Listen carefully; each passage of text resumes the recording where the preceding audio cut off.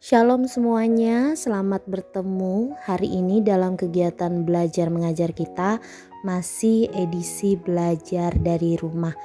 Ibu harapkan semuanya sehat selalu dan tetap menjaga kesehatan. Jangan lupa menggunakan masker ketika keluar dari rumah, cuci tangan dengan sabun dan air mengalir, serta taati himbauan dari pemerintah. Dan jangan lupa juga untuk mendukung channel ini dengan cara subscribe dan juga like videonya serta aktifkan tanda lonceng agar kamu selalu mendapatkan notifikasi mengenai video terbaru. Terima kasih.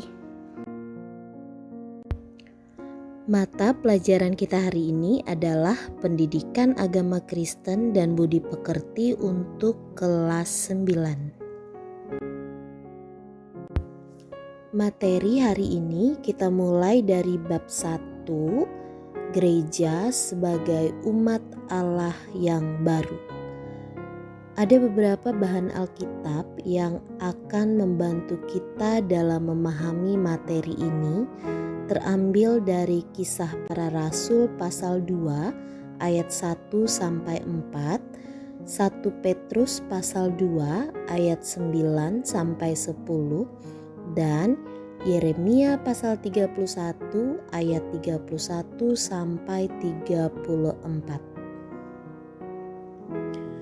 Sudah siap buku kerja, alat tulis dan Alkitabnya? Mari kita belajar bersama-sama. Sebelum kita memulai kegiatan belajar kita, terlebih dahulu kita merendahkan diri di hadapan Tuhan. Mari lipat tangan, tundukkan kepala dan tutup mata sebagai sikap berdoa. Mari kita berdoa. Terima kasih Tuhan atas segala berkat, anugerah dan penyertaan yang senantiasa Tuhan nyatakan atas hidup kami. Seperti hari ini, Tuhan memampukan kami untuk mengikuti pelajaran pendidikan agama Kristen dan Budi Pekerti. Mari Tuhan, Engkau memberkati kegiatan belajar mengajar kami hari ini. Berilah hikmat, akal budi dan kepintaran agar kami mengerti serta memahami materi hari ini. Terima kasih Tuhan, haleluya, amin. Adapun tujuan pembelajaran yang diharapkan setelah pembelajaran ini selesai adalah sebagai berikut. Siswa memahami makna gereja. Siswa mengetahui asal kata gereja. Siswa memahami makna umat Allah yang baru. Siswa memahami berbagai pergumulan gereja di dunia. Marilah kita perhatikan lirik dari lagu Kidung Jemaat nomor 257 ini.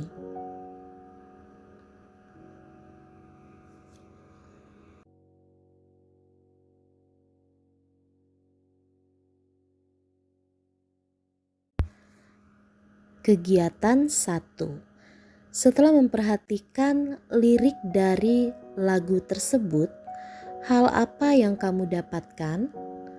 Buatlah catatan singkat dari hal yang kamu dapatkan itu. Selanjutnya, kegiatan 2. Sebutkan beberapa gereja yang kamu kenal. Di manakah letaknya? Di jalan apa? Gambarkan juga kondisi gedung gerejanya. Apakah bangunannya megah dan mewah?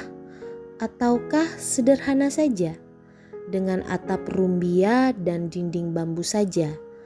Menurut kamu, manakah dari gereja-gereja yang kamu sebutkan itu yang layak disebut gereja? Mengapa kamu mengatakan demikian? Bagaimana hubungan pernyataan kamu dengan lagu yang baru saja kita perhatikan bersama tadi? Kita akan masuk pada materi belajar kita dengan judul Gereja, Gedungnya, atau Orangnya. 40 hari setelah Yesus naik ke sorga, murid-muridnya berkumpul di sebuah rumah di Yerusalem. Tiba-tiba angin kencang bertiup di ruangan terkunci itu. Lalu lidah api yang berkobar-kobar turun di atas kepala para murid. Sebuah kejadian aneh dialami oleh para murid. Mendadak mereka berkata-kata dalam berbagai bahasa asing. Yerusalem saat itu penuh sesak dengan orang-orang dari berbagai negeri. Orang banyak datang ke kota itu untuk merayakan hari Pentakosta atau perayaan syukur untuk panen mereka di bait suci di kota itu.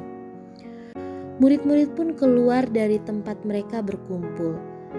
Tiba-tiba semua orang yang mendengarkan mereka dan yang berasal dari berbagai tempat di dunia dapat memahami kata-kata mereka. Orang-orang itu berasal dari Partia, Media, Elam, Mesopotamia, Yudea dan Kapadokia, Pontus dan Asia, Frigia dan Pamfilia, Mesir, Libya, Roma, Kreta dan Arab. Semua terheran-heran. Bukankah mereka semua yang berkata-kata itu orang Galilea? Bagaimana mungkin kita masing-masing mendengar mereka berkata-kata dalam bahasa kita sendiri, yaitu bahasa yang kita pakai di negeri asal kita? Tetapi ada juga yang menyindir dan mengejek mereka dan mengatakan mereka sedang mabuk anggur manis, kata orang-orang itu tentang murid-murid Yesus. Petrus, salah seorang dari murid-murid itu, bangkit dan memberikan kesaksiannya sesuai dengan yang dinubuatkan oleh Nabi Yoel yang terdapat di dalam Kisah Para Rasul pasal 2 ayat 17-18. Apa yang disaksikan oleh orang banyak itu tidak lain adalah bukti bahwa Yesus yang disalibkan dan yang telah bangkit dan naik ke sorga itu sungguh-sungguh berkuasa.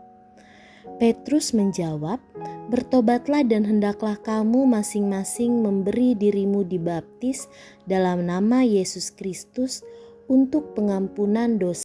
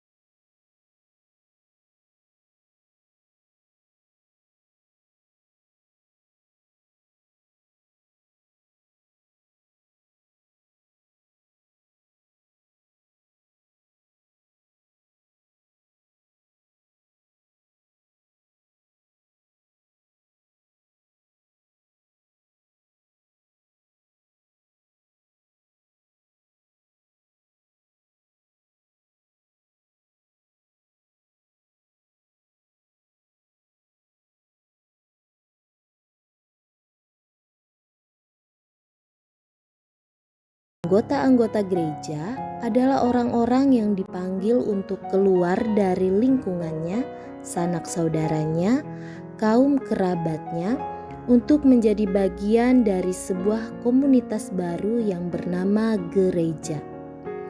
Orang-orang ini termasuk kita semua dipanggil keluar untuk menjalankan tugas kita memberitakan kasih Allah yang dinyatakan melalui Yesus Kristus. Kasih itu harus disampaikan dengan perkataan dan perbuatan kita.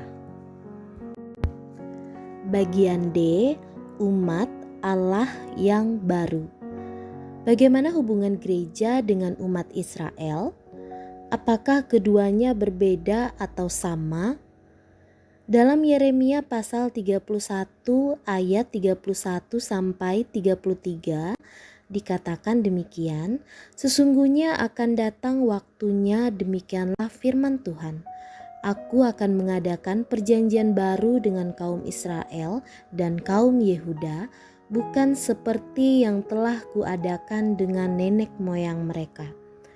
Aku akan menaruh Tauratku dalam batin mereka dan menuliskannya dalam hati mereka. Maka aku akan menjadi Allah mereka dan mereka akan menjadi umatku. Nabi Yeremia menubuatkan bahwa Allah akan mengadakan suatu perjanjian yang baru dengan kaum Israel dan kaum Yehuda, yaitu umat Allah. Perjanjian itu tidak dibuat dalam loh batu, melainkan yang ditulis di dalam hati mereka. Artinya, perjanjian Allah yang lama diperbaharui dengan sebuah perjanjian yang baru. Pada masa perjanjian lama, kita menemukan banyak sekali kasus pelanggaran perjanjian oleh umat Israel. Berulang kali bangsa itu menolak dan berpaling dari Allah. Akibatnya mereka juga sering mendapatkan penghukuman dari Allah. Apa sebabnya? Tampaknya umat Israel hanya mengetahui hukum Allah apabila mereka membaca atau mendengarkan hukum itu dibacakan atau disampaikan kepada mereka. Selain itu, seringkali hukum Taurat sering dijadikan senjata untuk menghakimi orang lain. Taurat yang seharusnya digunakan untuk penuntun menuju kehidupan lebih baik, justru lebih sering menghadirkan masalah dalam kehidupan bersama karena digunakan secara keliru. Karena itu, melalui Nabi Yeremia, Tuhan Allah menaruh dan memberlakukan hukum Taurat di dalam hati umatnya. Itulah sebabnya gereja dibentuk Allah sebagai umat Allah yang baru. Umat Allah yang baru hidup dengan hukum yang baru, yaitu hukum kasih. Oleh karena itu, gereja disebut juga sebagai Israel yang baru, seperti yang dikatakan dalam 1 Petrus pasal 2 ayat 9 sampai 10. Gereja perdana terbentuk sebagai koreksi atas umat Israel yang menjadikan hukum Taurat yang membelenggu diri dan alat untuk menghakimi orang lain. Selanjutnya kita akan belajar mengenai beberapa pergumulan gereja di dunia pada bagian E ini. Apa saja pergumulan gereja saat ini? Yang pertama, gereja yang terbuka. Salah satu dari sifat gereja perdana tertulis di dalam Kisah Para Rasul pasal 2. Menurut Kisah Para Rasul pasal 2, digambarkan bahwa gereja perdana adalah gereja yang terbuka. Artinya bahwa gereja ini terdiri dari orang-orang dengan latar belakang negara, budaya, serta bahasa yang berbeda. Selain itu, gereja perdana juga terbuka bagi kepemimpinan perempuan. Contohnya seperti Lydia, Priscilla, dan Eunice. Gereja juga menerima orang yang cacat tidak sempurna untuk menjadi anggotanya. Contohnya, saat Filipus membaptis seorang sida-sida dari Ethiopia. Sedangkan saat ini banyak gereja yang terbentuk di dalam kelompok-kelompok suku tertentu. Hal ini disebabkan oleh strategi penginjilan yang dilakukan oleh para misionaris barat di Indonesia. Mereka berpendapat bahwa gereja-gereja akan lebih mudah berkembang apabila mereka menggunakan bahasa yang sama dan mengenal budaya yang sama. Dampak negatifnya adalah sikap eksklusivisme kesukuan akan muncul. Sikap yang menganggap bahwa suku mereka atau gereja mereka lebih benar dan lebih baik dari yang lain. Yang kedua, pemahaman tentang ajaran yang benar. Selain eksklusivisme kesukuan, mungkin ada gereja-gereja tertentu yang menganggap dirinya paling benar dan paling suci. Di daerah pegunungan Appalachia di Amerika Serikat, ada sekelompok orang Kristen yang percaya bahwa mereka dapat menguji iman mereka dengan memegang ular-ular yang sangat berbisa. Kalau mereka digigit ular dan tidak mati, maka hal itu membuktikan bahwa mereka memiliki iman yang kuat dan benar. Hal ini didasarkan pada Markus pasal 16 ayat 17 sampai 18 yang berkata demikian. Tanda-tanda ini akan menyertai orang-orang yang percaya. Mereka akan mengusir setan-setan demi namaku. Mereka akan berbicara dalam bahasa-bahasa yang baru bagi mereka. Mereka akan memegang ular, dan sekalipun mereka meminum racun maut, mereka tidak akan mendapat celaka. Mereka akan meletakkan tangannya atas orang sakit dan orang itu akan sembuh. Bagaimana pendapatmu tentang ayat ini? Apakah kamu percaya bahwa Tuhan Yesus akan melindungi kita dari hal-hal yang disebutkan dalam ayat tersebut?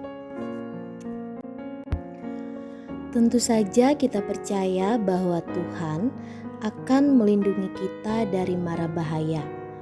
Namun, kalau kita dengan sengaja memegang ular dan mengharapkan kita akan tetap selamat, bukankah itu sama dengan mencobai Tuhan?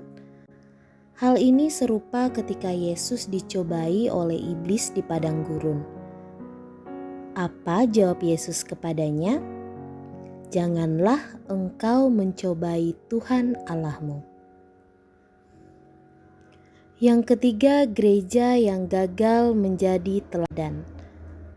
Mahatma Gandhi, seorang tokoh kemerdekaan India, sering membaca Alkitab, khususnya Injil Matius. Ia sangat tertarik oleh ajaran-ajaran Yesus yang terdapat dalam khotbah di bukit. Dan ia sangat ingin mengenal sosok Yesus ini. Pada masa mudanya pada tahun 1920-an, Gandhi tinggal dan bekerja di Afrika Selatan. Saat itu, pemerintah Afrika Selatan mempraktikkan politik apartheid yang membeda-bedakan orang berdasarkan warna kulitnya. Orang berkulit gelap seperti orang-orang Afrika, keturunan India, Melayu, dan lain-lainnya dilarang bergaul atau menikah dengan orang-orang kulit putih. Pada suatu hari, Gandhi berkunjung ke gereja orang kulit putih di Cape Town. Ternyata ia ditolak karena warna kulitnya. Gandhi kecewa. Ia mengatakan, "I like your Christ, I do not like your Christians.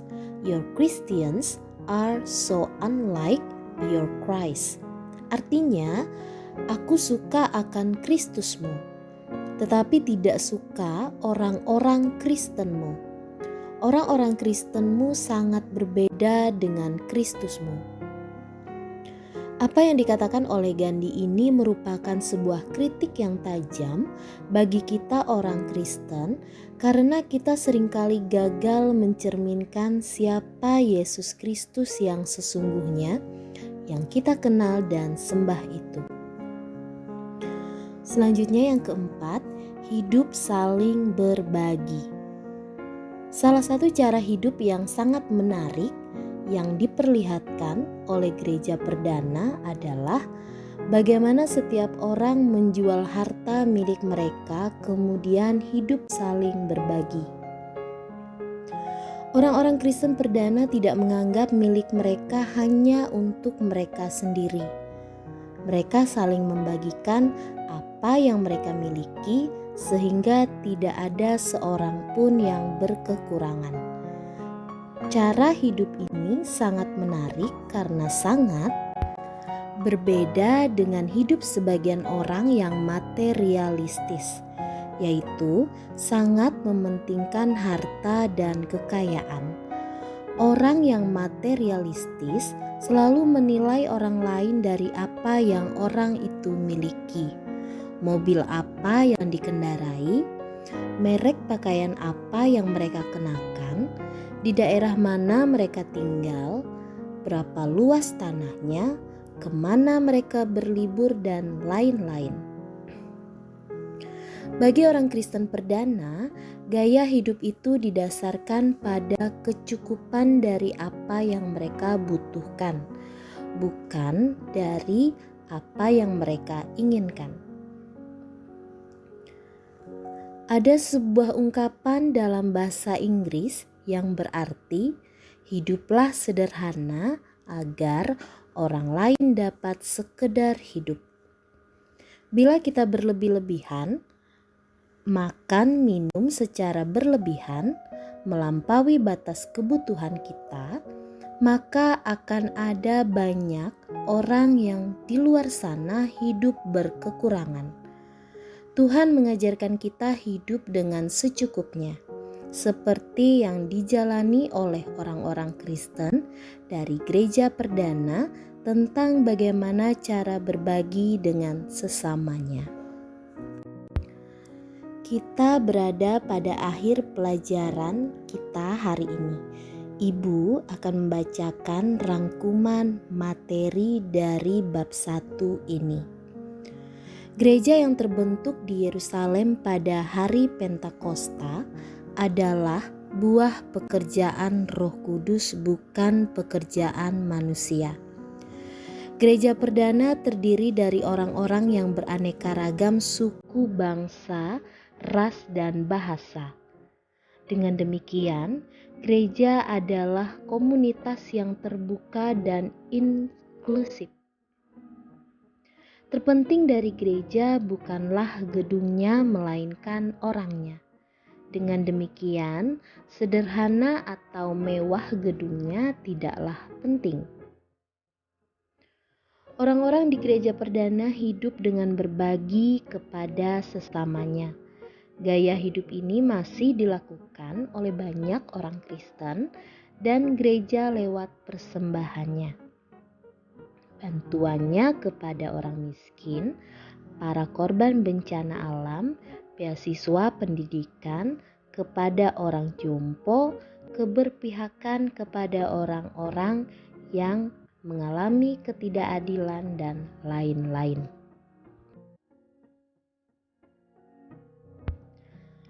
Perhatikan penugasan siswa pada slide ini. Silahkan dikerjakan dan dikumpulkan sesuai dengan instruksi dan jadwal yang sudah disepakati bersama.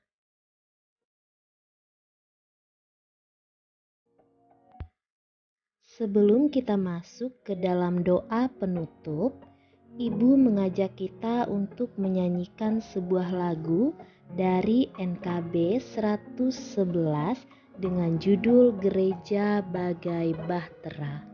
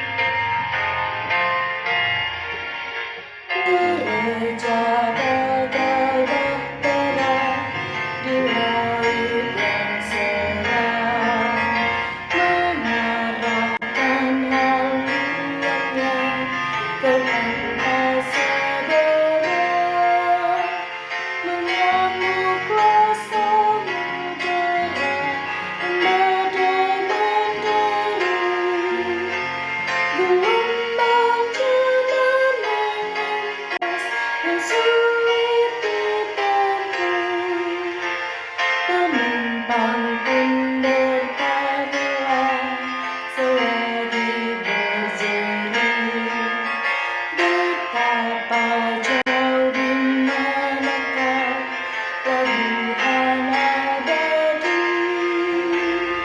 Tuhan tolonglah, Tuhan tolonglah, tanpa Dikau semua binasa kelak. Ya Tuhan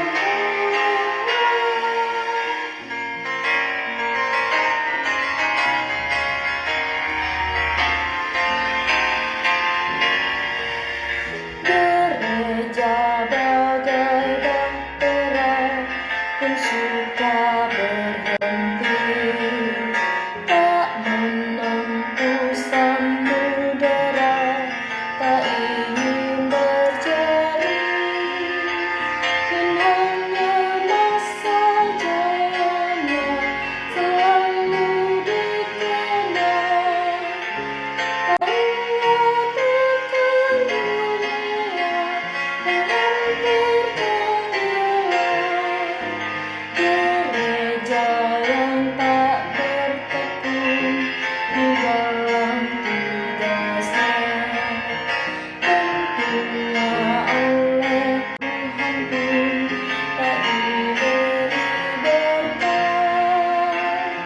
Tuhan tolonglah, Tuhan tolonglah, tanpa Dikau semua binasa kelak. Ya Tuhan tolonglah.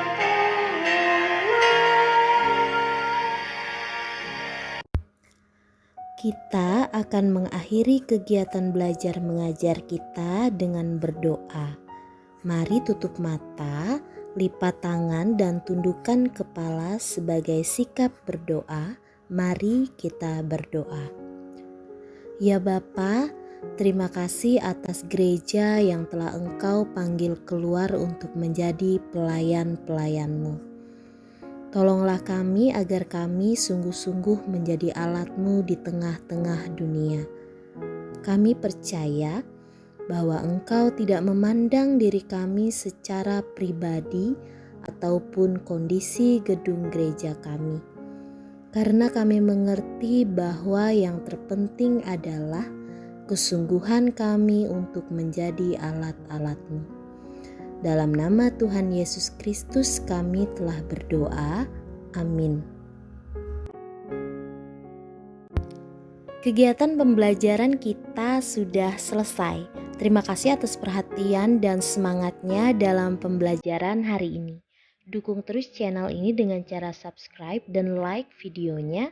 Sampai bertemu pada pembelajaran selanjutnya. Tuhan Yesus memberkati.